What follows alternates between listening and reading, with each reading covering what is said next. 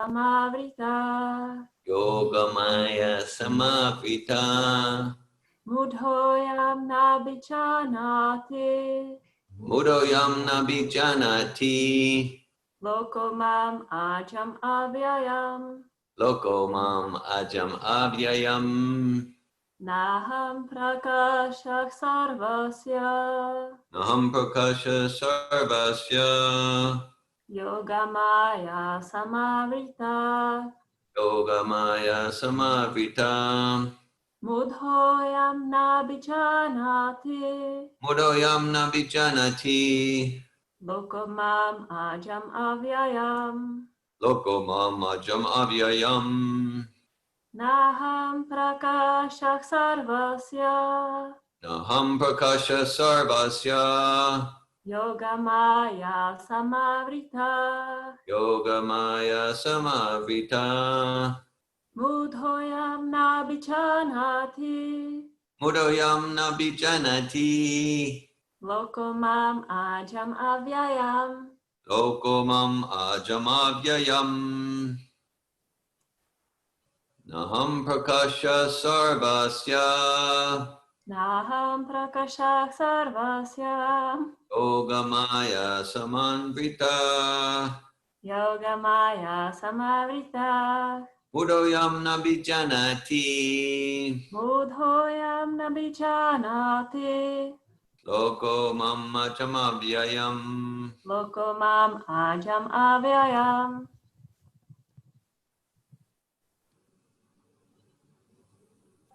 Naham prakasha sarvasya. Naham prakasha sarvasya. Yogamaya samavrita. Yogamaya samavritaha. Mudhoyam nabijanati. Mudhoyam nabhijanati. Lokomam ajamavyayam. Lokomam ajamavyayam.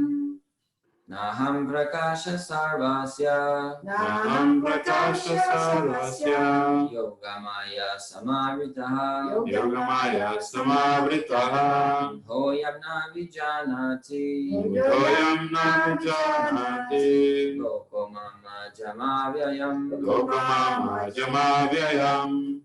Naham prakasha sarvasya. Naham prakasha sarvasya. Yogamaya samavritaha. Yogamaya samavritaha. Mudhoyam nabhijanati. Mudhoyam nabijanati. Lokomam ajamavyayam. Lokomam ajamavyayam. Naham prakasha sarvasya. Naham prakasha sarvasya. Yogamaya samavrita. Yogamaya samavrita.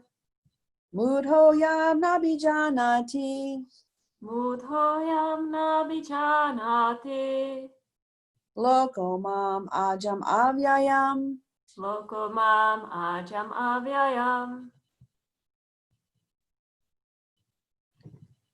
Naham prakasha sarvasya. Naham prakasha sarvasya. Yogamaya samavrita. Yogamaya samavrita. Mudhoyam nabhijanati. Mudhoyam nabhijanati. Lokamam ajamavyayam. Lokomam ajam avyayam.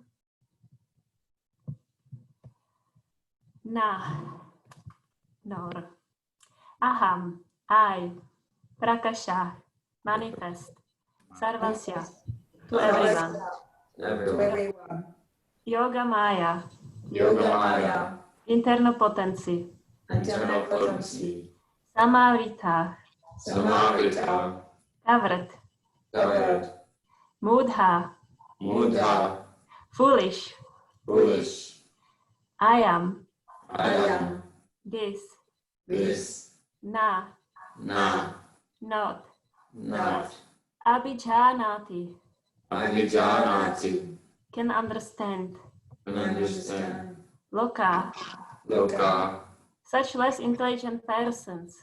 Such intelligent person. Mam, Mam, me, me, Ajam, Ajam, unborn, unborn, Avyayam, Avyayam, inexhaustible. inexhaustible. Translation. I am never manifest to the foolish and unintelligent. For them I am covered by my eternal creative potency, Yoga Maya, and so the deluded world knows me not, who am unborn and infallible. Purport by His Divine Grace A.C. Bhaktivedanta Swami Prabhupada.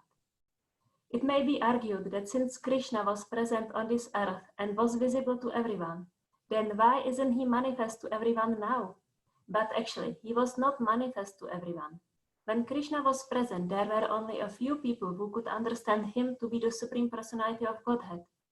In the assembly of Kurus, when Shishupal spoke against Krishna being elected president of the assembly, Bhishma supported him and proclaimed him to be the Supreme God.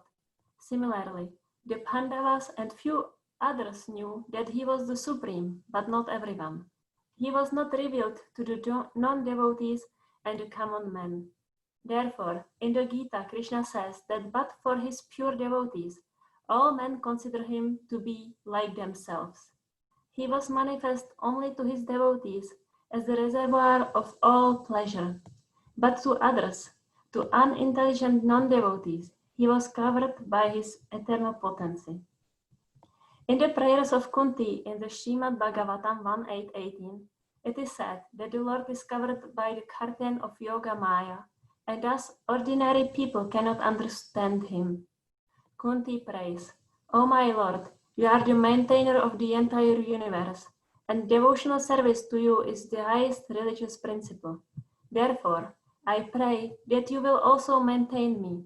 Your transcendental form is covered by the Yoga Maya. The Brahma Jyoti is the covering of the internal potency. May you kindly remove this glowing effulgence that impedes my seeing your Sachit Ananda Vigraha, your eternal form of bliss and knowledge. This Yoga Maya curtain is also mentioned in the 15th chapter of the Gita. The Supreme Personality of Godhead in his transcendental form of bliss and knowledge is covered by the eternal potency of Brahma Jyoti, and the less intelligent impersonalists cannot see the Supreme on this account. Also, in the Srimad Bhagavatam 10.14.7, there is this prayer by Brahma. O Supreme Personality of Godhead, O Super Soul, O Master of all mystery, who can calculate your potency and pastimes in this world? You are always expanding your eternal potency, and therefore no one can understand you. Learned scientists and learned scholars can examine the atomic constitution of the material world, or even the planets, but still they are unable to calculate your energy and potency, although you are present before them. The Supreme Personality of Godhead, Lord Krishna, is not only unborn, but he is avyaya, inexhaustible. His eternal form is bliss and knowledge, and his energies are all inexhaustible. Agyanatimirandhasya ginanjana salakaya chaksurunmilitam yena tasmai Shri Gurave Namaha. Shri Chaitanya Manobhistam Stapitam Yena Bhutale Swayam Rupa Karamahayam Dadati Svapadantikam Vandeham Shri Guru Shri Yutapada Kamalam Shri Guru Vaishnavamscha Shri Rupam Sagrajatam Sagana Ragunatam Vitam Tam Sachivam Sadvaitam Savadhutam Parichana Sahitam Krishna Chaitanya Devam Shri Radha Krishna Param Sagana Lalita Shri Vishakha Vitamsha.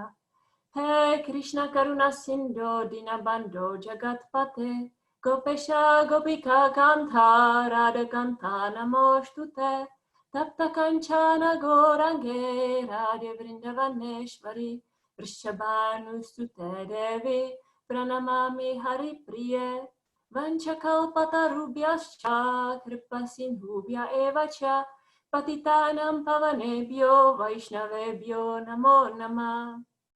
Jai Shri Krishna Chaitanya Prabhu Nityananda Shri Advaita Gadadhara Shivasari Gora Bhakta Vrinda Hare Krishna Krishna Krishna Hare Hare Hare Rama Rama Rama Hare Hare Namam Vishnu Padaya Krishna Prestaya Bhutale Shrimate Bhakti Vedanta Swamini Namine Namaste Saraswate Deve Gauravani Pracharine Nirvishesha Sunyavadi Pashyata Deshatarine Naham Prakasha Sarvasya Yogamaya Samavrita Mudhoyam Nabhijanati Lokomam Ajamavyayam. I am never manifest to the foolish and unintelligent. For them I am covered by my eternal creative potency, Yoga Maya, and so the deluded world knows me not, who am unborn and infallible. So, Krishna is speaking, and it's quite straightforward what he is saying here. So I'm never manifest to the foolish and unintelligent. So I'm like, Krishna, are you saying that I'm foolish and unintelligent? Krishna says, yes, that's what I'm saying. So that's the message there. To like, that's like a proof. If Krishna is not manifested to me, that means I'm foolish and unintelligent. There is no like needs to like discuss it anymore, and then like I find it very highlighting this principle that like even though Krishna was personally present in his original form on this planet Earth, mostly no one could recognize the Supreme Personality of Godhead being here, and I find it very relevant because Krishna is always present in different forms. Like he's everything, really everything is Krishna in his universal form. Everything is Krishna, and like how do I realize that? How do I see Krishna in everything in an impersonal way? When I go out in the beautiful nature, how do I like see like, wow, like Krishna, like this is like such a beautiful creation? Or Krishna in his picture form or in his deity form, like how much realization do I have there's like Krishna standing before me? And Krishna in his holy name, the holy name is non-different from Krishna. Krishna says, Ya yagna japa yagnasmi. Among sacrifices, I am the chanting of the holy name japa. So Krishna is non-different from chanting japa. Some of the Vaishnava devotees, they are praying to the lotus feet of the holy name. So the holy name has lotus feet. The holy name is not different from Krishna. And then again, like how much realization I have that's Krishna himself when I say Krishna, that Krishna is here, fully present, non-different from himself. So not only how much realization I have, but also how much faith I have. Like, okay, I have practically no realization. And then there is a question of faith. Like faith is the first step of the 9 stages of devotional service is faith. And faith is like really the topmost beginning to even like start to utter the name of Krishna, because we all have faith.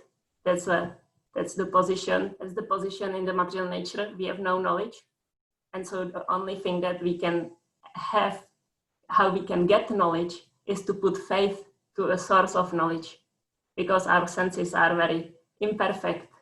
Like we cannot see at night, we cannot see ultraviolet spectrum of colors, we cannot see infrared.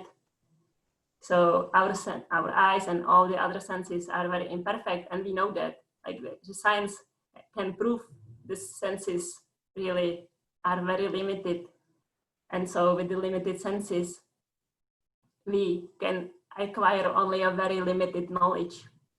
Like I can acquire knowledge like, okay, like a 2-year-old child or 1-year-old, they are like putting everything in their mouth and they are trying if it's possible to eat it or not.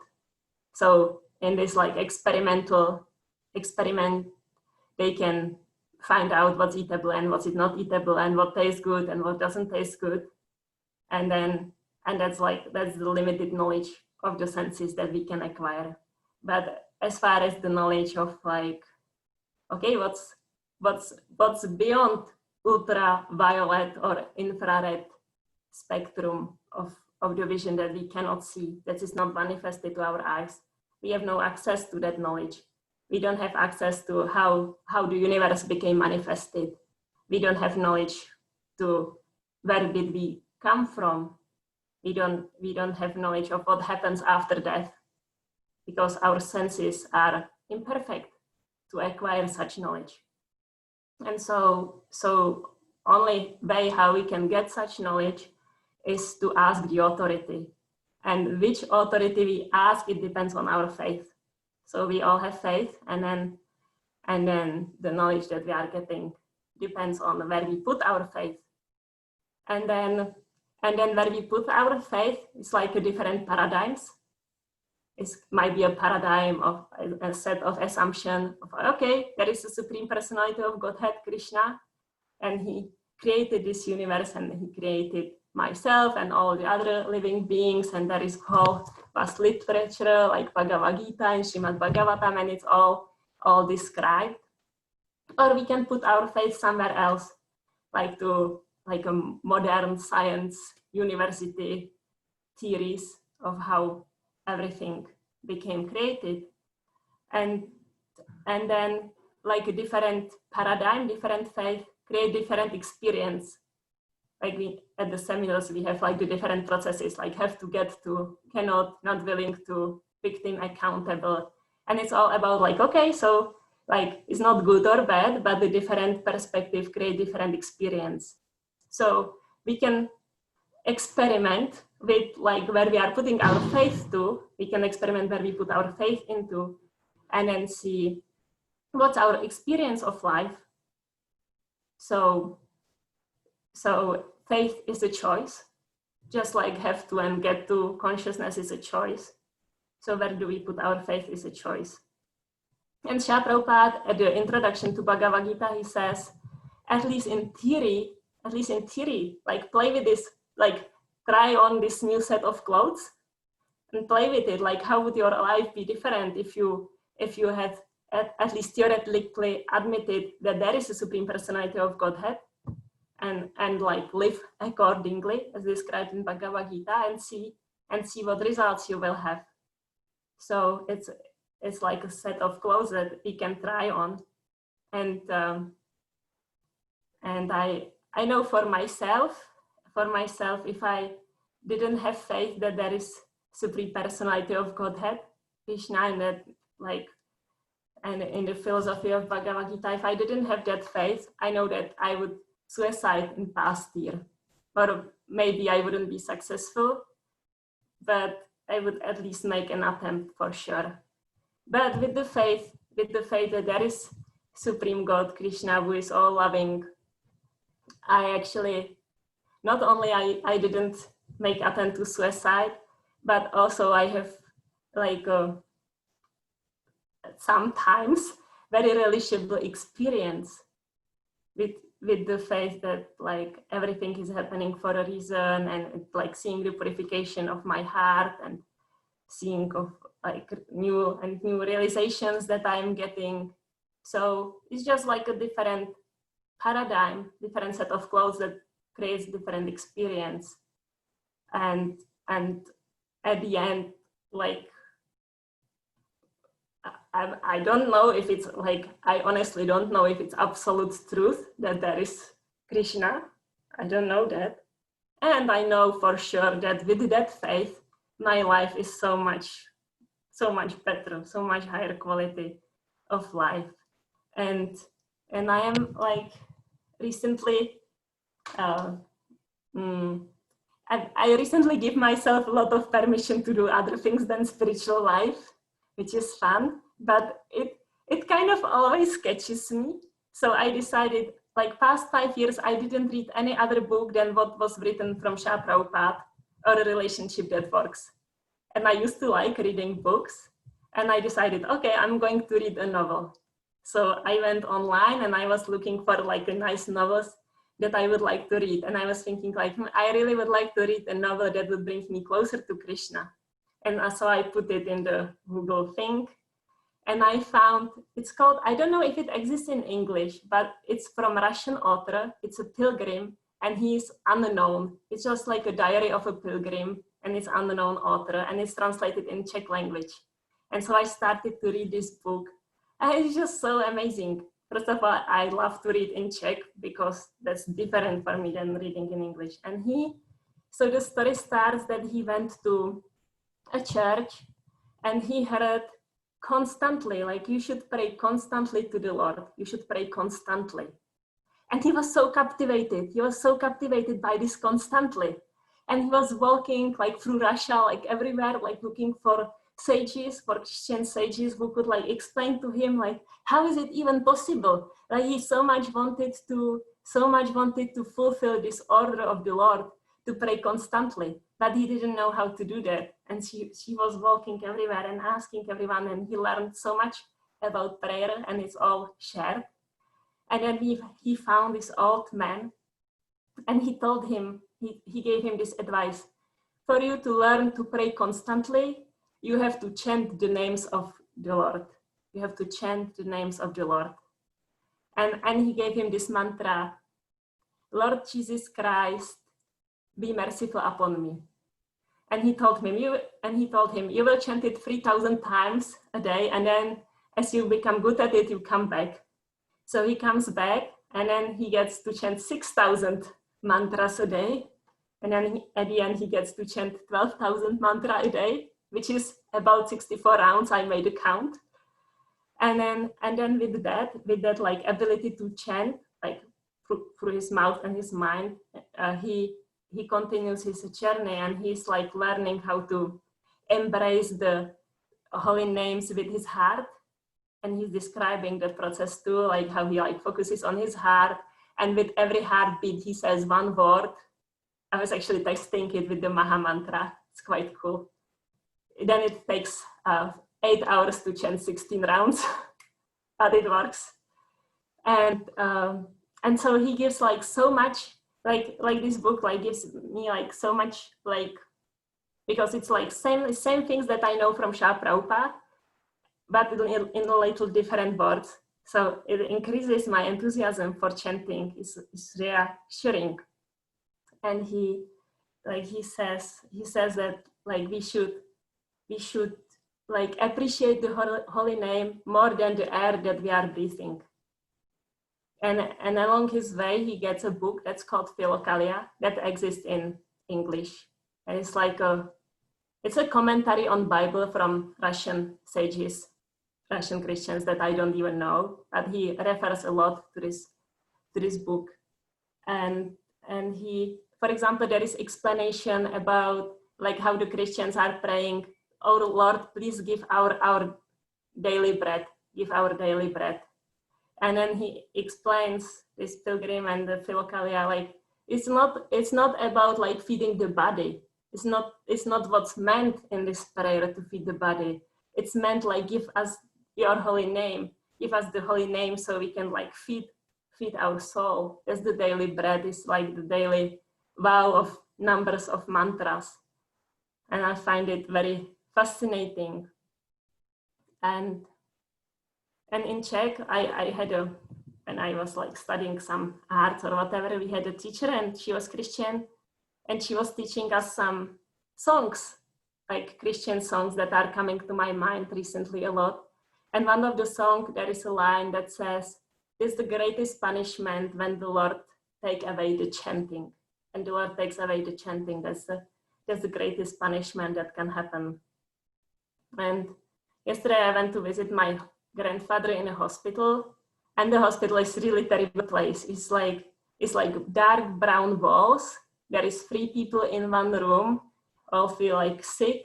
there is no TV. I mean, not that it's like good to have TV, but there is like really, like there is nothing.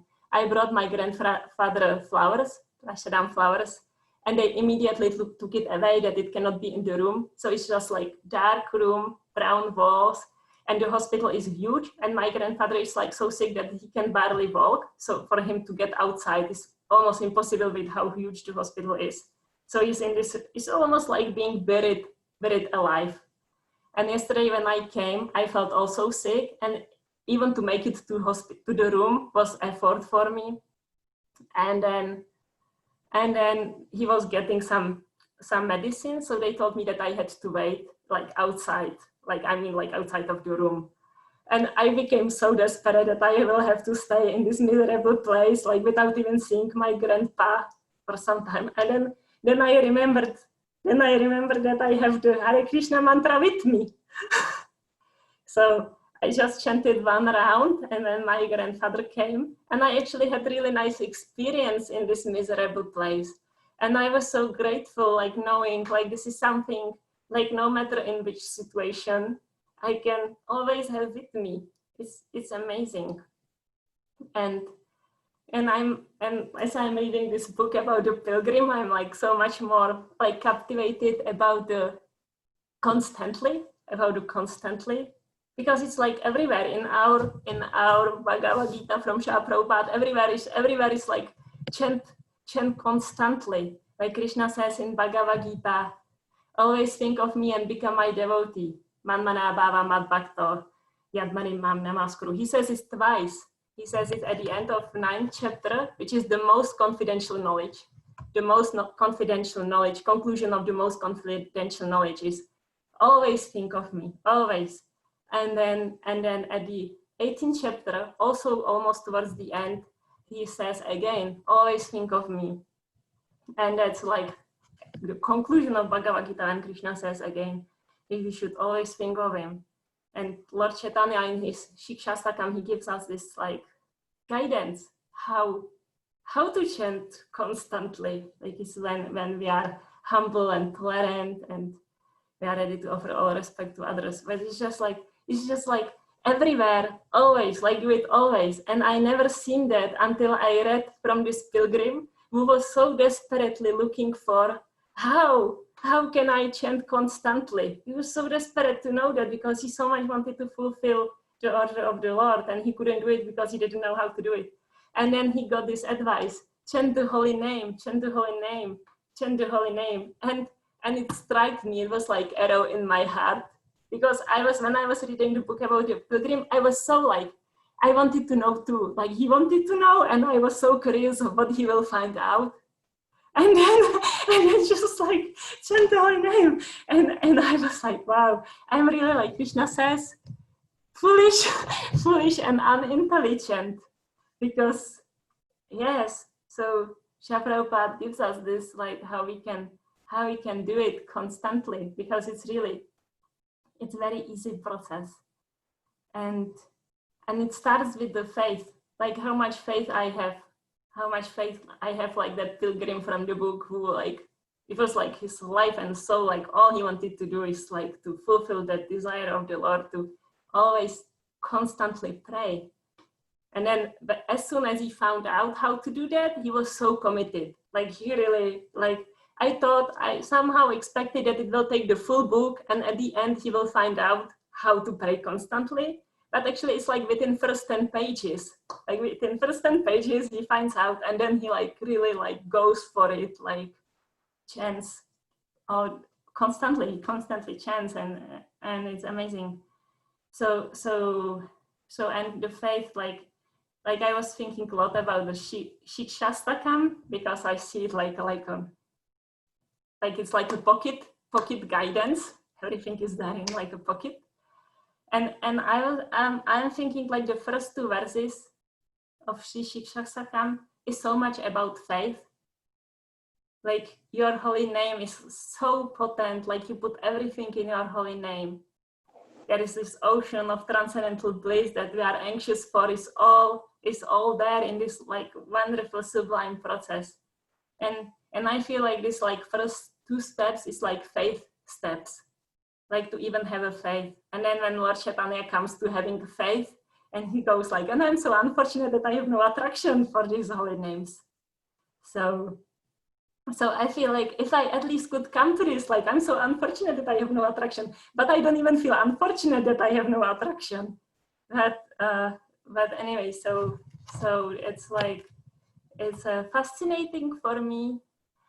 And one more thing I'm going to say is that I bought a baby horse. Stay tuned, it belongs to this class. It's the most important part.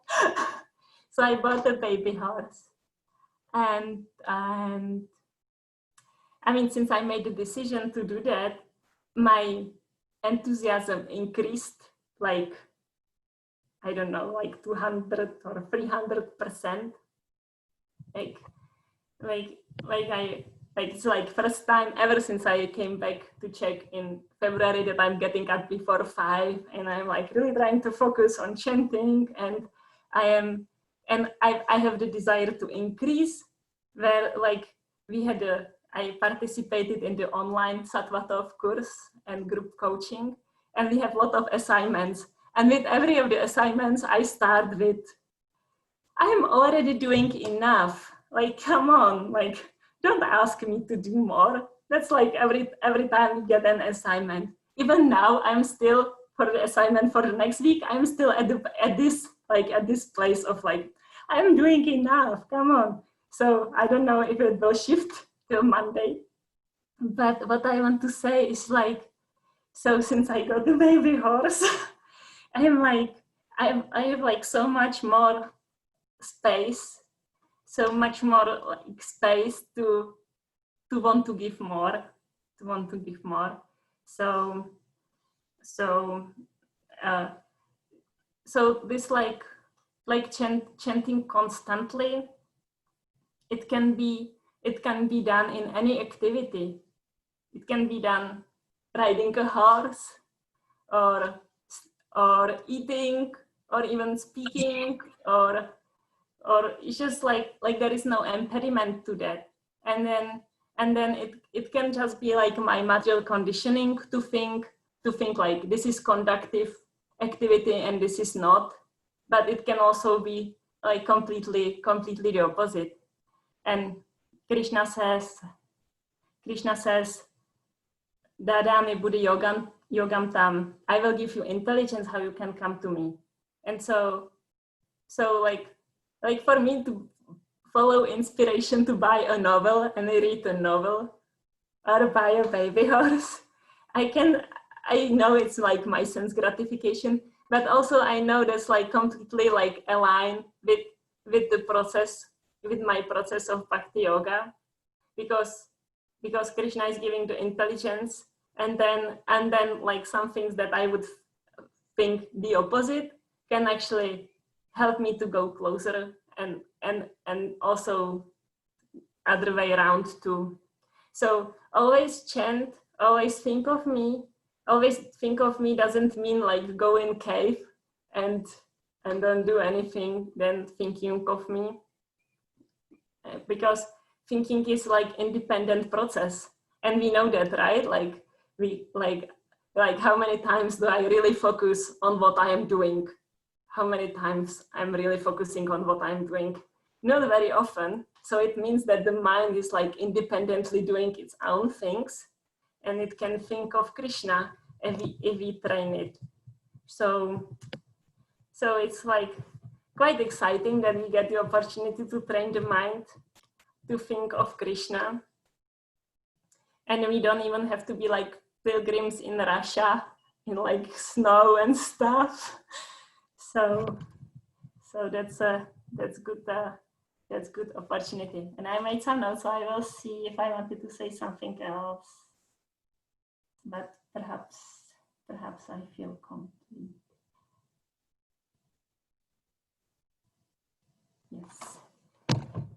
Yes, so I'm going to read the verse again.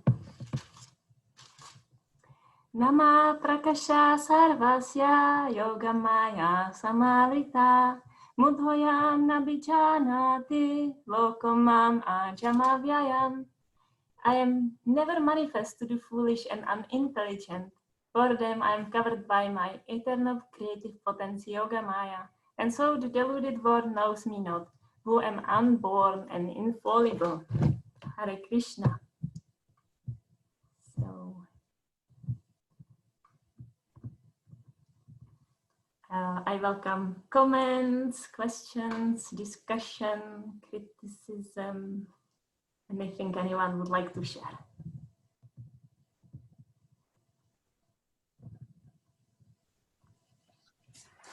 Thank you, Ladini.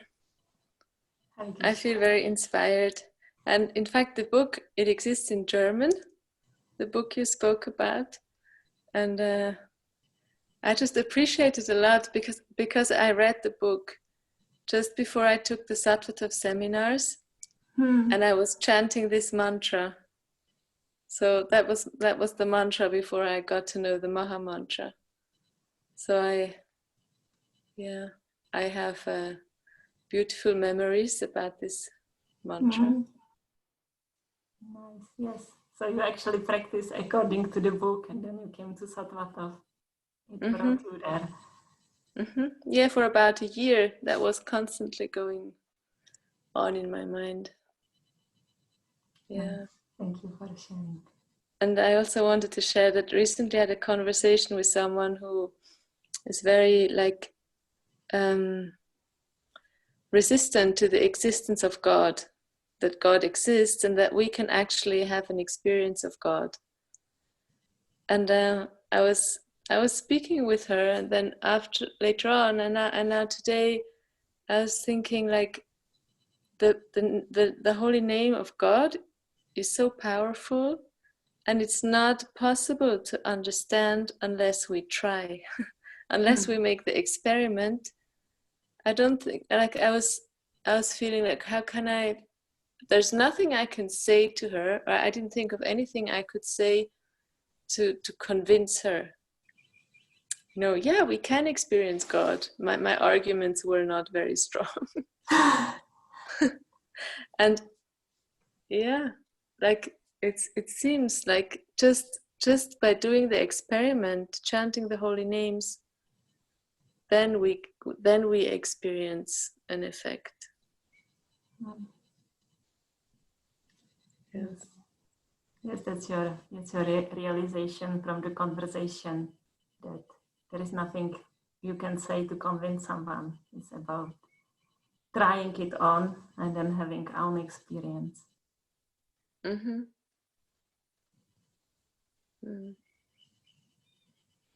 Yeah, and also the pilgrim, he reminds me a lot of the Goswamis. The way he traveled, he just had a bag and a bowl and a book, and then it got stolen. And Yes, he reminds me a lot of the Goswamis. Thank you. Yeah. Hare Krishna. It's like if it doesn't exist in English, it's like the first book ever I would feel tempted to translate reversely. Because it's so great. Hare Krishna. Hare Krishna.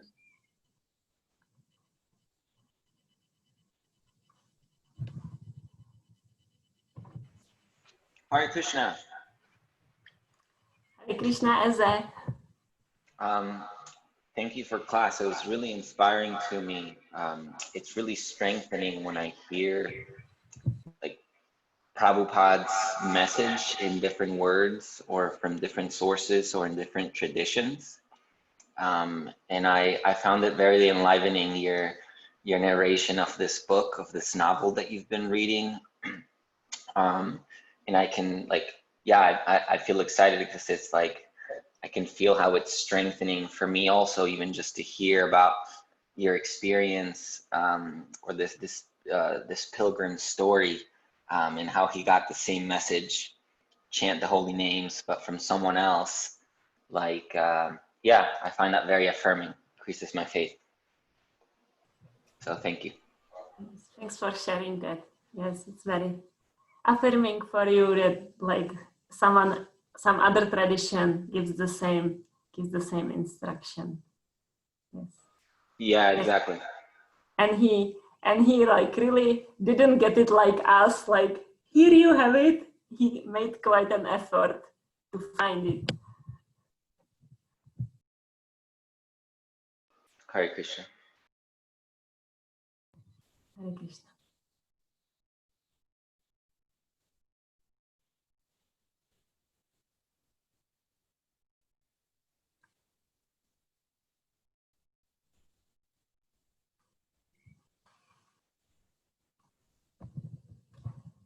Any other comments?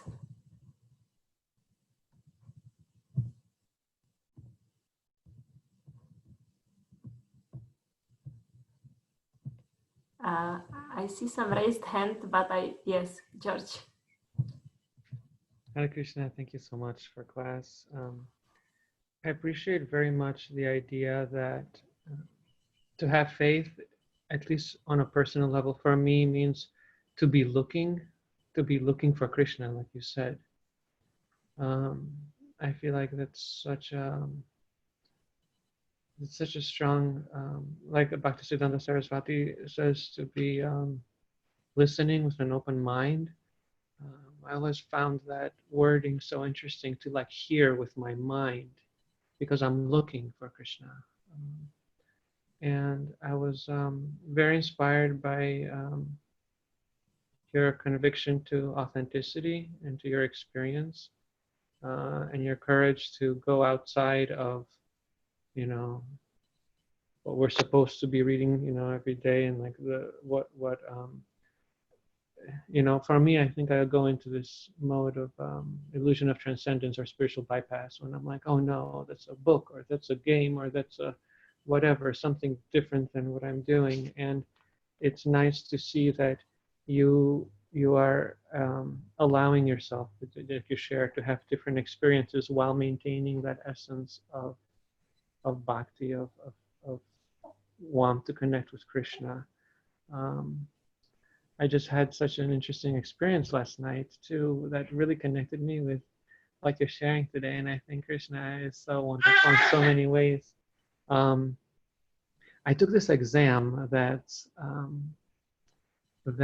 to, I don't know, the institution or the education system is such an important exam, even though it's just a step to another exam that you have to take to qualify for anything.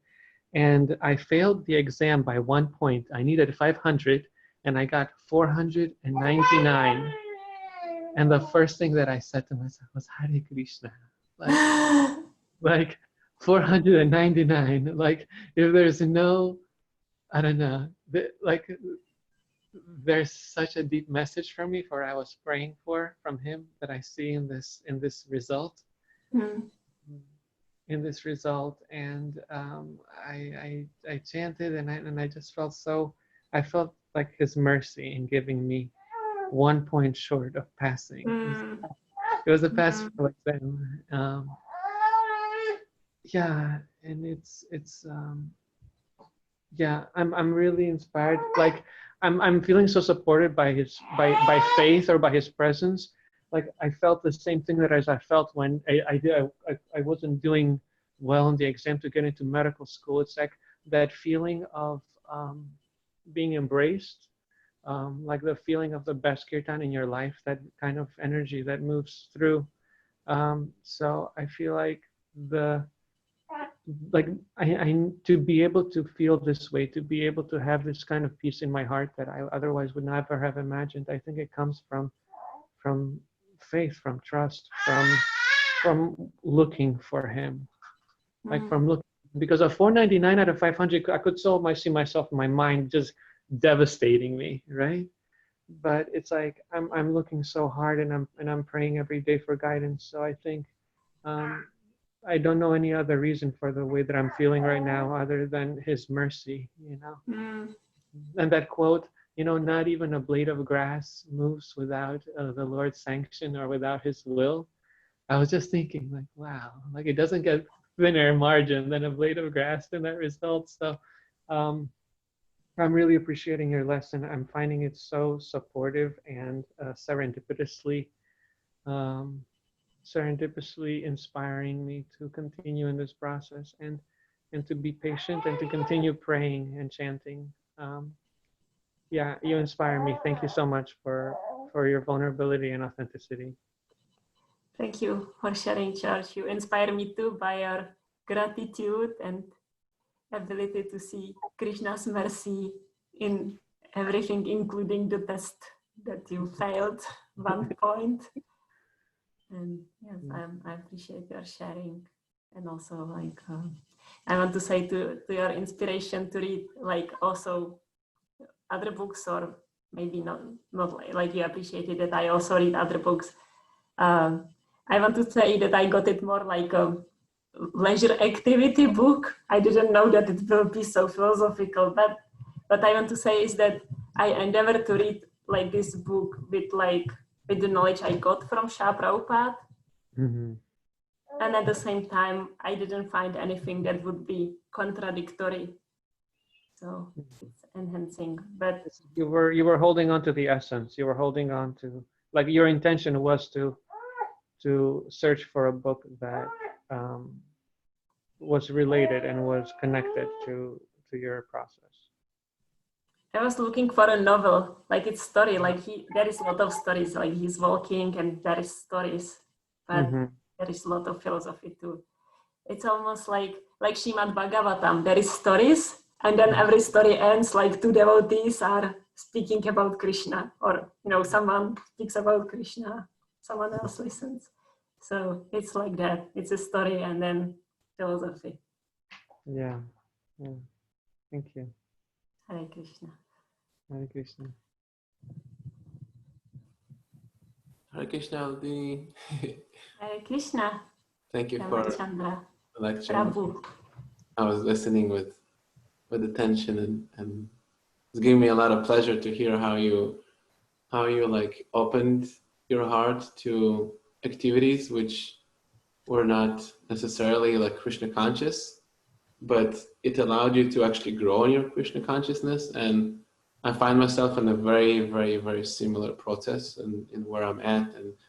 And it reminds me of one thing that Prabhupada says, which I hope it will be supportive of your process too, is that there's nothing really bad in this world, in the material world, when the effect is good of that. Like there's nothing bad as long as the effect is not bad. So I think like it sounds like that's sort of what you were experiencing with the horse and with the reading and all these different things that seem to be like bad in terms of like, oh, this is like a material thing, but actually it's your enthusiasm to be Krishna consciousness grew and enriched your practice. And yeah, I find it very very nourishing in my perspective too. So thank you for sharing that. Nourishing, and I imagine it's like a supportive for you to move that direction. Yes. Hare Krishna. Hare Krishna.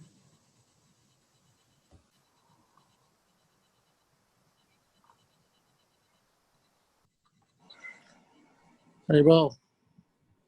I don't see who says Haribo because I have Daru.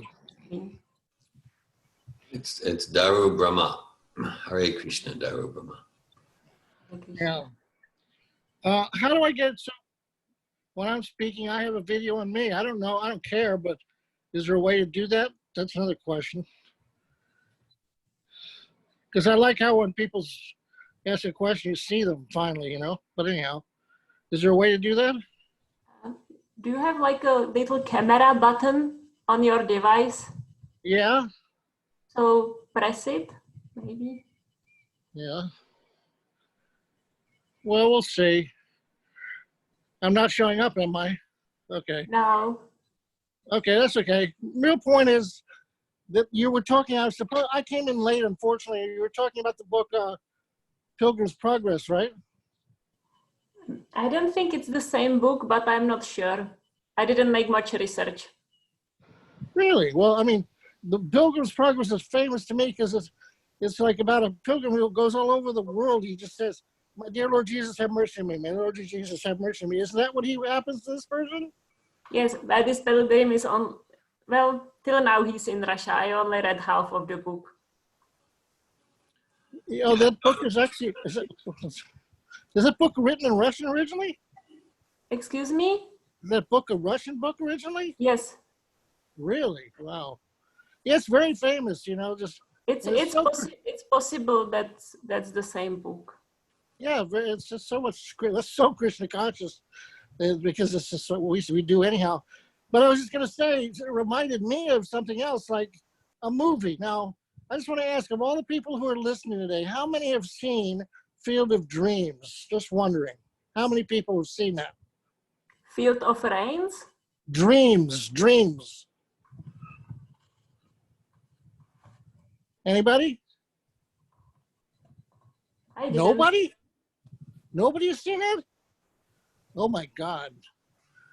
Well, if you ever get in Maya, I want to watch a movie, that is my most Krishna conscious movie. It's very Krishna conscious. It's the famous movie where the farmer's out in the field and he hears a voice says, build it and he will come. And he says, what? Build what? Then he has a vision of it's a baseball field. But once he builds it, then all these old baseball players come out of the corn and they start playing. He can see him and his wife, people who are faithful see it. And I'm just saying he keeps getting throughout the movie different messages that each time they're like quite real weird messages. And if he does it, acts on it, then he starts seeing amazing things happen. And it's similar to us in Krishna consciousness. We start out saying, chant Hare Krishna and your life will be sublime. What the heck does that mean? Well, if you start chanting, you start seeing amazing things happen in your life. And then you'll get more messages. And it's just like that. It's very, I'm just saying it's a very Krishna conscious, very spiritual movie. And it's very, every time I watch it, I'm just to tears because it's very nice. So anyhow, I'm just throwing that out there to show sometimes we read something or watch something, we may think this is Maya, when actually it can be very Krishna conscious. So. Okay, Dreams of Rains, I am noting it down. No. Field of Dreams. Field of Dreams. Yes. Okay. So, that one. It's my #1 spiritual movie, frankly. It's very, very nice. So anyhow, that's all. I'm throwing that out there. If you want to get Maya, and that's not Maya anyhow. I'm telling you, if you have a Krishna conscious mind, you'll see it as Krishna consciousness. That's all. It's not even difficult. It's not like you got to really read into it to see it that way. That's what it's about. Anyhow. Thank you for the tip, Prabhu. Okay, thank you. There's a purport, I believe it's in the 4th canto of Bhagavatam, and Prabhupada writes, I might not get the exact wording, but essentially he writes, anyone who sees everything as Maya, rather than seeing everything as Krishna, is an offender. Because we will often hear, or we think, or we hear, you saw that movie? That movie's Maya. You read that novel? That novel's Maya. But actually, what Prabhupada's saying is nothing is Maya. Nothing is Maya. Now, as a theme of your class there, of Krishna's statement, the foolish and unintelligent. Now, if we're not seeing Krishna in our connection with Krishna, in our experience of the movie or the book or taking a walk in the park or whatever, then it means I'm in Maya. Maya means that which is not. And everything is connected with Krishna. Now, if I'm not realizing the connection of a book, a movie, my own mind, whatever, if I'm not realizing the connection of some energy with Krishna, it means my consciousness is in Maya, because my consciousness is an illusion. But Prabhupada says if one sees everything as Maya rather than seeing everything as Krishna. So, of course, you're not advocating, so let's just whimsically and recklessly go out into the world like that and try to enjoy this and that, because there are certain ways we can relate to Krishna's energies that will throw us more and more into forgetfulness of Krishna and of ourselves. And there are certain ways we can relate, just like, the way you're relating to the baby horse, the way you're relating to the book, the way Daru Brahma Prabhu is relating to Field of Dreams movie. That we're relating to Krishna's energy in a way where it's increasing our remembrance of Krishna, and then that's beautiful. That's Yukta Vairagya. Then it's not material anymore. Then it's spiritual. In yesterday's discussion, we were emphasizing the point that this Krishna consciousness, this bhakti yoga process, it is not world rejecting, right? There are some approaches to spirituality, it's about world rejecting. This approach, this bhakti yoga, it's very world embracing. It's very world embracing, and it requires sincerity and intelligence, how to embrace the world, whether it's a movie, a pet, whatever, how to embrace the world in such a way that we are energized and enlivened. And as a closing footnote, since Daru Brahma mentioned Pilgrim's Progress, that's Pilgrim's Progress. It sounds very similar to the Russian book. Yourself and Anandini read it in German. Now, Pilgrim's Progress, I'm just going to say it's like from the 1600s. It was by a Christian priest named John Bunyan, kind of maybe a little bit after the time of Shakespeare, and that is I read that. That's an incredibly inspiring spiritual book. It's very Jesus centered, and it's someone takes a whole pilgrimage around and goes through different stages of looking at unwanted things in the heart. So the Pilgrim's Progress, it's a real classic in Christian literature, and from my experience, it really represents Jesus in the essence of his teachings and person in a very inspiring way. So I just thought to share that. That's also a wonderful God-centered book, Pilgrim's Progress. I also like to say, well, I'm not recommending that everyone should watch Field of Dreams as their first thing now, but just remind me, there's even other ones, like I'll just throw out most famous. There's actually a list of things like most inspirational books, movies, quotes. So always at the top is It's a Wonderful Life. We've all seen that. And that's very wonderful because it just makes you cry like anything at the end. I mean, if we just all realize that everything we do and everyone we meet, we have so much, we're touching people's hearts all the time. And anyhow, it reminds you how we are all important in what we're doing. And it's the basic message of Sephato also. It's a wonderful movie. So anyway, that one I'll recommend number one, okay? But Field of Dreams is wonderful for those who haven't seen it. I'll just tell you that. Thank you. Hare Krishna. Krishna is responding to my prayers. Have more movies about Krishna.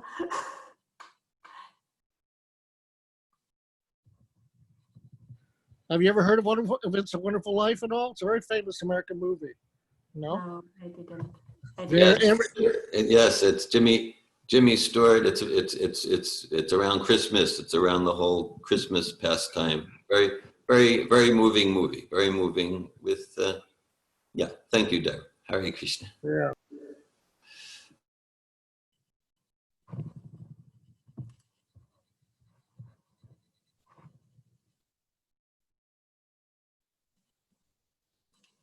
Bhagavad Gita ki jai.